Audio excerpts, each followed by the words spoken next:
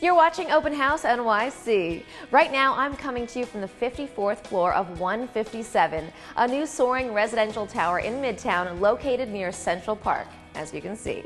This beautiful home features more than 5,000 square feet of living space, and when you're up this high, it's all about these captivating views from these floor-to-ceiling windows.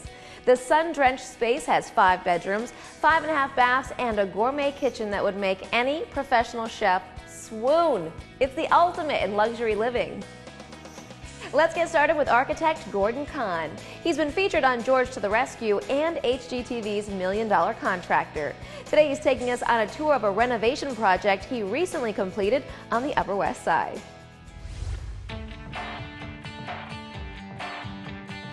Hi, I'm Gordon Kahn, a New York-based architect. Welcome to one of my favorite projects. This is a 3-bedroom apartment located on the Upper West Side of Manhattan, one of the most sought-after neighborhoods in the city.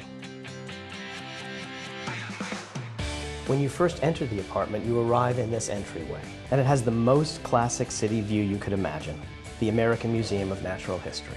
This apartment was filled with original details that required restoration. Our challenge was to restore those details while at the same time introducing new ones. For instance, these windows were painted over and sealed shut. We discovered them during the course of the renovation, we cleaned them up, and we made them operate again. One of the new elements that we introduced was this glass banister. One is able to walk into the apartment and fully embrace this view.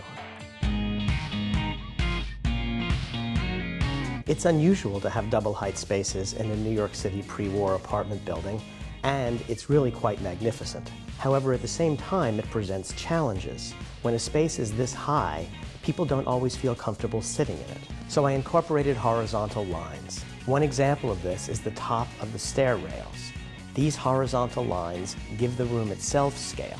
Another example of marrying the old to the new is the light fixtures that are on the ceiling of this room. We were able to reclaim original light fixtures from an apartment in which they weren't being used, and we married them to pin-mounted spots that create supplemental lighting. I never get tired of this view, and when you have a view like this, it's important to bring it into the rest of the apartment. Let me show you how I did that in the dining room. I adjusted this opening to align with the one beyond and with the window beyond that so that it would open up the view to the entire apartment. This room was rich in original detail, which we've completely restored. These windows not only allow additional light into the dining room, but they also give you a glimpse into the entry foyer, again allowing a vista from space to space to space. Despite opening up the room to the view, the room was still quite dark. We created beams in the spirit of the original design, and into those beams we recessed lighting to light the perimeter of the room. The goal of our work here was not just to be true to the original architecture, but also to create a comfortable gathering place for the family. Like the dining room, this is an interior space. The challenge is getting light into it. We used light cabinets and glass tile. In the spirit of old and new, this tile is sized to be identical to the subway tile that would have originally been in this apartment. For the kitchen countertops, we chose quartzite. It's light reflective, very durable, and it's natural. You don't have to use synthetic countertop materials.